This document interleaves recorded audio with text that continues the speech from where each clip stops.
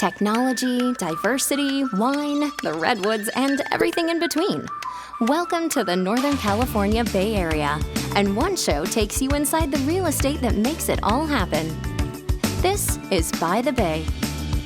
Hey, what's up everyone? Dan Ancheta back here with another episode of By the Bay. Today we are really lucky to have Raymond Solis here with us.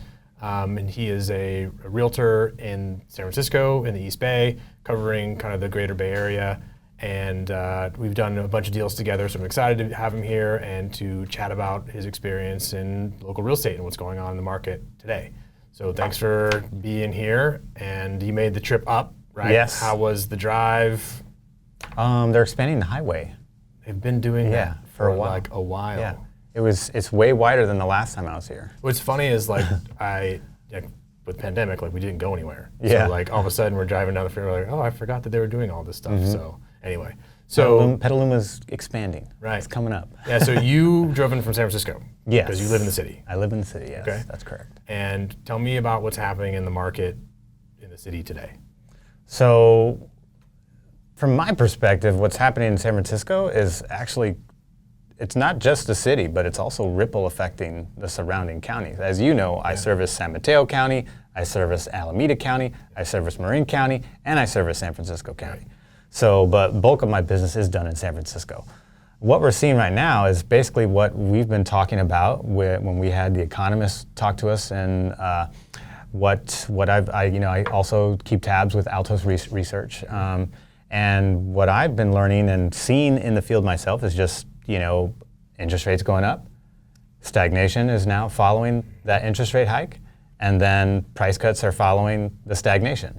Right. Because the inventory that was supposed to trade the way it normally trades did not trade at the same speed. So all of the scheduled inventory that was going to replace that inventory is now stacking on top of that old inventory. Right. So that's why we have record higher inventory than we had year over year. Are you seeing that trend in all segments of real estate? Because as you know, there's a range, especially in the city, of smaller single families to larger, $10, $20 million houses to condos, and condos actually make up the vast majority of listings. So talk to me about the overall landscape of real estate and the different segments of it, and is that trend throughout all of the segments, or is it only impacting one segment that you're seeing? Well, our largest pool is condos, right? So that's where our largest buyer pool is, and it's where our largest inventory pool is. So the data that is out there right now does reflect brightest from condos, but we are still seeing that in the other genres, multifamily, single family. I just think that the data is most prominent in condos because it's our largest pool, and single family is obviously the cream of the crop, single family, condo, and then below that is probably TIC in San Francisco. Sure. So to me, it started from the bottom up. So the smaller subgenres got hit first, which they typically do. And what I mean by that is studios, 1-1s, and then it works its way up. Entry-level real estate gets impacted first, and then less and less impact or delayed impact as you kind of go up to. Yeah, it tapers, right? So it tapers up. So the smaller units get impacted first because it's a smaller pool of buyers. There's not a lot of people looking. The pool of buyers that are looking for studios and 1-1s is not as big as the pool of buyers that are looking for 2-1s and 2-2s. Right, and they're probably more reliant on financing, which means that they're more impacted by the increasing interest rate. Whereas someone who's buying a $30 million house is probably going to buy cash either way, and they don't really. Doesn't impact them so much. That genre seems to be exactly where it's always been, which it takes a long time to trade because it's a unique property that is, 9 to 10 and sometimes 11 figures in cost. And those buyers are not low-hanging fruit. Right. And the ones that are take their time and really evaluate because it's a small pool of inventory. There's one client I have is looking exclusively in Atherton. It has to be in Atherton only, even though there are a bunch of luxury properties in Sausalito and Mill Valley that fit that profile. They don't want to do it. They're like Atherton only. So I'm limited in that regard, but that genre seems to be where it's always been. Right. And then single family home seems to be starting to take a little bit of the hit that we're seeing in the condo realm too. I don't think it's the same degree because it's a smaller pool than condos, but it's also the most desired. You know, everyone wants that. Single family. Yeah, sure. but the problem is, you know, which has been the problem for a long time in San Francisco, is that it's a diminishing commodity. We don't build single family homes in San Francisco Yeah, they're anymore. building towers, not Right, we single build families. vertically and it's all condo based. Right. You know, we have to wait for a seller to trade out and then you get the property, which is why it trades so high to begin with. It also has unique architecture that can only be done through a custom job these days. Right. So it has so many things going for it, that is why the prices stay high. But the nice stuff in the nice neighborhoods seems to still be trading at a relatively swift clip, meaning 2 weeks, and then they're gone. And then everything that falls below that, you know, things that would have traded just as fast because the demand was so strong, those are the ones that are starting to now see a little bit of hesitation. They're sitting a little bit longer, they're not trading as fast. And that's because now buyers are like, well, if I'm gonna spend this money, you know, maybe now with things shifting, maybe I can wait to get some of those features those ideal features and not have to settle as much as I did before because I didn't have a choice. Right. So I feel like buyers feel like they have more options, and so they're being more patient. For sure. So we always hear these people debating, like, is it a buyer's market? Is it a seller's market? Is it a neutral market? What's Raymond's opinion? Where are we? I think it depends on what your budget is and what your genre is. If you're still looking for single family, I think it's a seller's market. Okay. If you're looking for a 2-1 or a 2-2, depending on the neighborhood, it could be a buyer's market, and and then other neighborhoods, it's clearly a seller's market. You know, for example, in District 1, which is the Richmond district, that's where I live. Yeah. District 1 does not have a robust flow of condos. So if you're looking for a condo in the Richmond district exclusively, you do not have a lot of options. Therefore, even if you have a good budget, like between 1.2 and 1.5 million, sellers still dominate. Sellers still are holding the cards, for sure. Because it's like there's like 5 listings. You know, Right. I don't know exactly what it is. But there's right not now. a lot of inventory. But there's there. not. Yeah, it's not robust. But if you go to District 9, where Mission, South Beach, Soma, Mission Bay, Dogpatch, they're all almost exclusively condo territory. Right. With the exception of Mission and Dogpatch, which do have some single family there. I love the Dogpatch, by the way. Dogpatch Have you been to Just For You Cafe in the Dogpatch? Shout out to Just For You Cafe in the Dogpatch, one of my favorite breakfast spots. My stepmother worked for Esprit back in the 80s, which is now called Esprit Park, and then adjacent to that park is the Esprit condominium. Okay. You can actually see the old offices. They have partial brick facades from the original construction, and that's where my mom worked. Oh, cool. And now those are all condos. All condos, yeah. That whole area has gone through a dramatic, revamping since they built the Chase Center down there, and obviously the continuation of the Pac Bell Park, or whatever we're calling it these days. AT&T or Oracle or I don't know whatever. I lost track. I lost track too. Anyway, I just say the Giants Stadium and the Warriors Stadium. It'll always be Pac Bell Park to me. Yeah. Anyway, so that whole area has been completely redone, and it's interesting to see how those trends also impact like the current construction and the renovation and kind of the investment.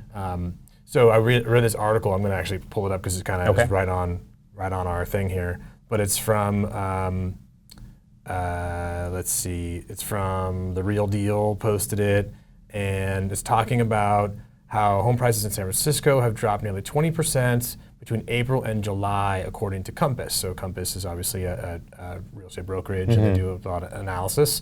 And so I think we kind of hit on that, but is that like feeling right? Is it feeling like 20%? Is that, what are you seeing? Well, we have 30% more inventory on the market than we did a year ago.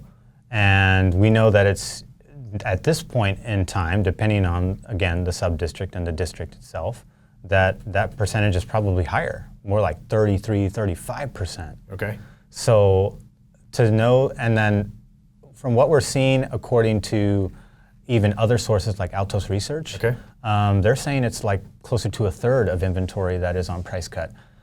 So I would think that 20%, because they're just sampling. They're sampling from April to now. Right. If we actually look at a broader spectrum, I think the percentage is higher because the interest rate hike started in March and then has gone steadily till now. We had a couple weeks where they went up 0.75%. Then the next week they went below 5% again. Then this past week they went back up over 5% again. The market's been very volatile for sure. And there's all sorts of like macro impacts. So if you're looking at, obviously number of inventory is obviously a major factor, right? More scarcity, higher prices. And then you also look at things like the stock market and how a lot of the buyers that I work with in the city work in tech, and their stock prices have just been hammered lately. Right. And so they're looking at these stock portfolios that have maybe lost 50% of their value. Yeah, mine doesn't look too great right now. And then they're looking at, especially if in crypto or whatever, then you're looking at buying a home and like, man, that's a hard decision. Maybe you're sitting on the sidelines a little while. So,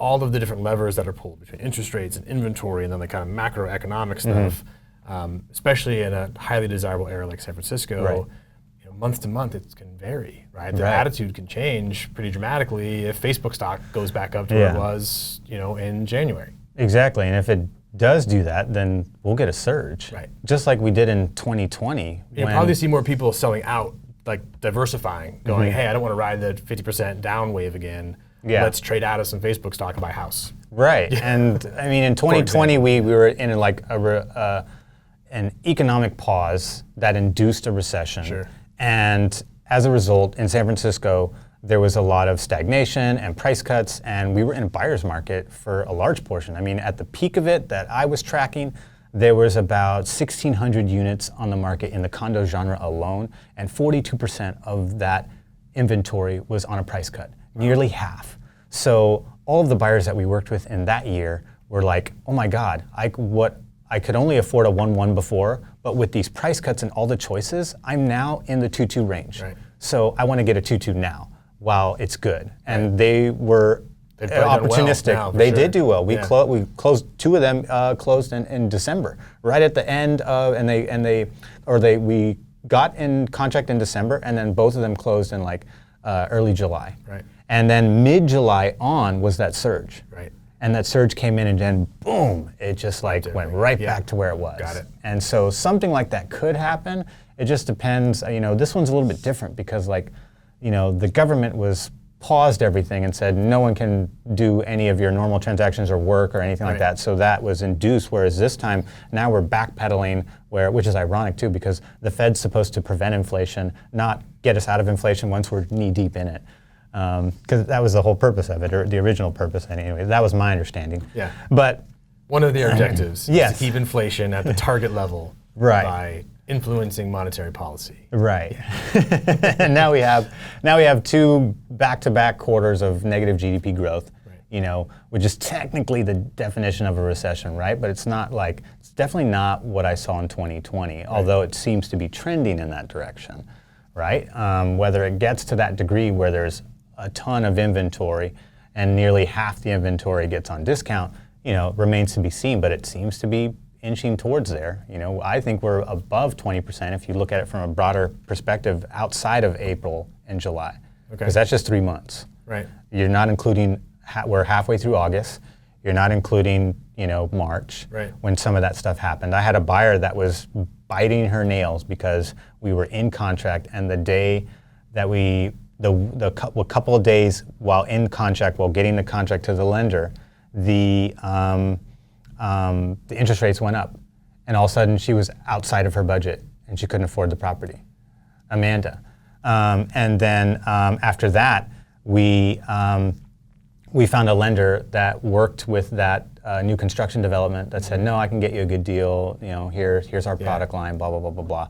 And then she was able to stay within that budget. We also negotiated price too. Sure. And said hey, let's. The rapidly changing interest rates. I mean, people always ask hey, you quoted me last week, and I'm like, yeah, but rates change every day, and sometimes throughout the day we get price adjustments as the market evolves. And you're not ratified, during the so day. we can't lock you in. Well, yeah, and exactly, and sometimes they want to float it and watch and see. I think it's going to go down. I saw it on TV that rates are going to go down next week, and I'm like, I don't know. My philosophy is if you like it, lock it, right? Yeah. If it works in your budget, you might not hit the lowest possible, but the inverse is worse. Having that situation you described, I think I'm locking at 4, and all of a sudden it's 5, and that changes my economics completely. Yeah. So I've encouraged buyers take advantage, because there's, depending on where you're shopping, what your budget is, there are deals to be had. There's opportunity. That's the bottom line. Like I said, in District 9, which is, the condo territories in District 9 that are most prominent are the Mission, Soma, South Beach, and Mission Bay. And outside of Dogpatch and Mission, those are all exclusive condo territory. And so in that market, that sub-market, there's a lot of more buyer's market feel there, especially in South Beach. Okay. It's like all condos in South Right. Beach. That's where all the towers are. Yep. So, I think, and that almost reminds me of 2020. Or 2020, there was like, so that 1,600 that I talked about, there was like several hundred in South Beach alone because all those towers were, those sellers were trading. On market. Yeah. Yeah. So, I mean, if you like that urban style lifestyle, and you want, high buildings around you, Soma is going to be a good choice. South Beach is going to be a great choice. So what's the advice for a buyer today? Like, let's be precise with it. So like if you have someone who's thinking, someone's watching, listening, and they're thinking about, they're in San Francisco, and they're thinking about buying, they're a renter now, what's the advice? The advice is it depends on your budget, of course, but the advice is that it's a good time to buy because there are discounted properties on the market, more discounted properties on the market now than the previous year and even the decade before 2020. Okay. Because we were largely in a seller's market and now we have little pockets of buyer's markets now.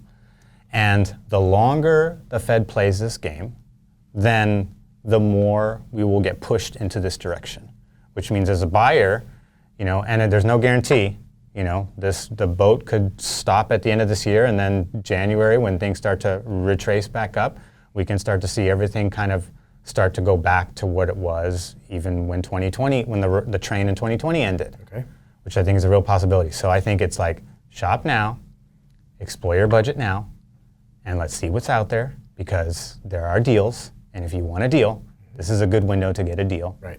And if you have flexibility and you can't look right now because of whatever your financial or life situation is, I think it's still pretty good, from here until the end of the year. I don't know if it's going to be like that next year. Okay.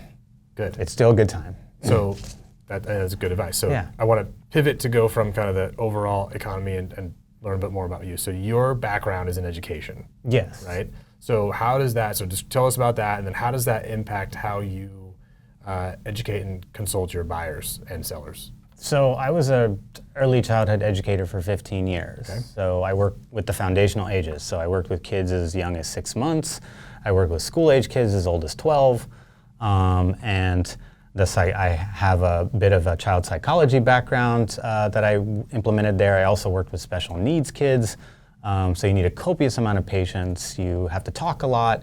You have to explain a lot. You have to read emotions. And all of those things that I just mentioned apply to adults. I was thinking the same thing. I was like, yeah, that sounds like how you talk to help your buyers, especially the nervous ones who are a little unsure. They're not quite, they need some direction and some perspective, for sure. I met a buyer just the other day. So we met for the first time. We were looking at a condo in Burlingame. And it was him, his wife, and his daughter. And they were sitting there, and I was talking to them about aspects of the buying process. And he stops and he says, "You're really good at explaining things. The last 2 days, I've learned so much from just the way that you explain things." And I said, "Thank you so much for that compliment. I really appreciate it." I said, "I used to be an educator before I was a realtor, so explaining things and educating is something that comes very natural to me. And even when I was a year one realtor, people always said, oh, teachers make great realtors. You'll do well." For sure. And I didn't know exactly what they meant because they didn't explain it. They just said that phrase. I was like, okay, I don't know what that means. I was like, I think it has to do with communication. Yeah. And educating. Educate, don't sell, right? That's the whole idea. Is that I hate people want to know information. They don't want to be sold. Yeah. Right? Yeah, exactly. I mean, case in point, there was some buyers that were in my listing. I have a listing in Twin Peaks right now, a great 2-2. And they were first-time buyers, and they walked in there, and they were unrepresented, and they said that they were going to possibly think about getting a referral from a good friend of theirs. And I was like, okay. I was like, before you talk to that referral, make sure that they are offering you, full service of work. And what I mean by that is, here's what I do with my clients. I like to buy their home warranty. I like to set them up with Real Scout. I like to give them brochures that break down the buying process. I provide legal protection because I'm partnered with Real Estate Risk Management. Make sure they've got something like that in their package so that when you talk to them, you feel confident that you're going to get the full service package that you deserve as a buyer, which, by the way, should be free on the buying side. You're not paying me anything. I'm working for free for you. Yeah, that's like a common misconception that the buyer pays their agent. The seller pays both ends of the commission. So there's no reason to not work with, as a buyer, to not work with a highly qualified agent to walk you through and navigate you through the process. Yeah, and that's part of the service when you're, I'm largely a buyer's agent, but I do sell, obviously. And so those clients, I said, hey, I just wanted to give you that food for thought when you go and talk to your friend's referral. Just make sure he's a busy agent that is offering you the right services. And then they called me a couple days later and said, like, can you represent us? Great. I said, awesome. Absolutely. And that was me not selling. I was just being honest with them. Like, hey, this is what I do. Like, make sure the realtor does something along those lines, because that's how I do my business, and I would want you to get that same treatment, whether it's me or someone else. It's one of those things where, like, there's no shortage of people who can fill out a purchase agreement contract and submit it, right? And that's not the test of the quality of the agent. Right. It's like the advice, the education, the hand-holding, the explaining things, the flexibility, and then also like the network of people. Because once you own the house, the journey doesn't end there. You have to know people to do repairs and different. Right. There's so much that goes into owning a home, and having a local professional that can hold your hand even after you own the home and be a resource to you, super valuable. Right. And you're in the city, and you've got a pretty big network throughout the Bay Area. Yes, some really, really good contractors, really good architects that some of my clients are using right now as we speak. Yeah. So all of that stuff is helpful. And even though, the contract stuff ends once the transaction closes, there's still a lot of things that I'll do, like referring vendors and things like that, or explaining nuances of the experience, that like, hey, when we were in that one phase of the buying process, how does that? Or I had one client who was renovating their property, and they were doing a huge 6-figure renovation project, and they said, would you mind looking at these floor plan designs? We have Plan A and Plan B. We want to know, and this was in West Oakland, and they were saying, we want to know which floor plan has better trade value resale in value. Case we want to resell. Right. No, that's super smart. And I was like, okay. I was like, this is a great question. I was like, I like this. So I looked at both floor plans.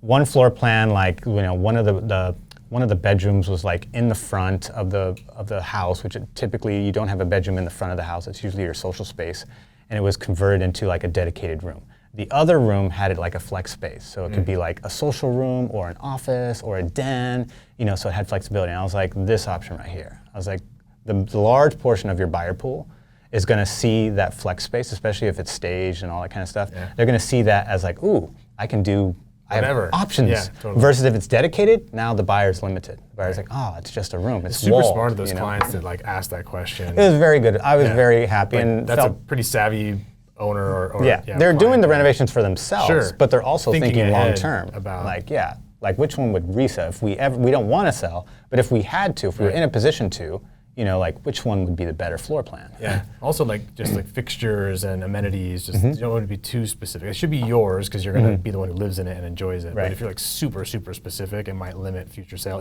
If you think that's potential in the future, you might trade out of it. Right. And that was a single family home, and you have that flexibility. You don't have that flexibility in condo or townhome. I have a client right now that's in contract for an escrow in San Mateo County, and that's a new construction development. Okay.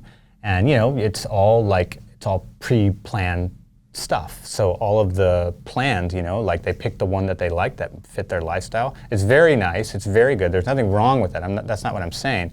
I'm just saying that like they're thinking like the resale future value is already baked in. Mm-hmm. So you're picking the one that has that potential already there. Mm-hmm. Whereas the single family home that my clients in West Oakland bought, they had to kind of do some extra legwork in order to tap out that value. Whereas in the new construction, it's already there. You just have to pick the one that you think is the best fit, for current, like how you want to live right now, and also potentially if you want to trade out later. Got it.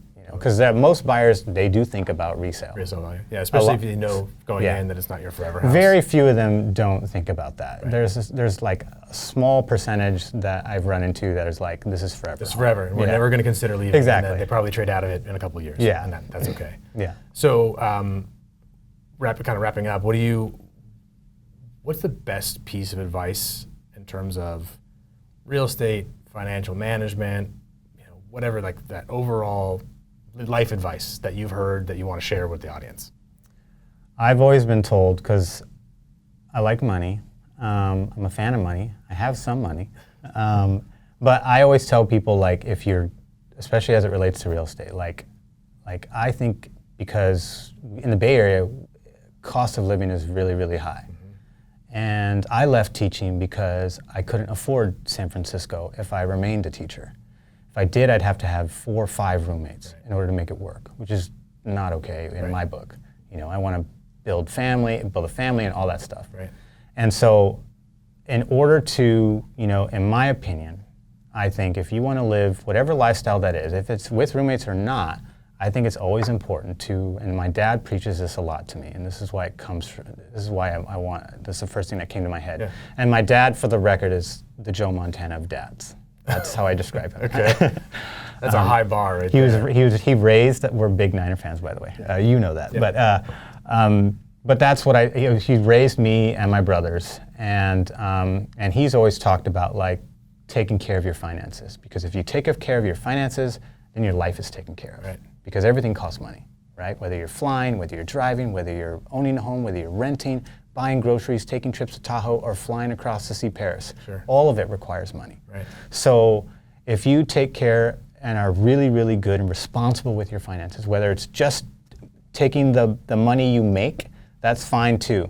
But if you can expand some of that money into other avenues to create money for you in addition to that, you know, like creating revenue streams, like whether it's stock market or owning real estate or getting another job, a side hustle, that works too. You know, a lot of the Google and Facebook employees have side hustles where they build apps and make money selling that technology, in addition to working on the technology that they're hired to do. Right.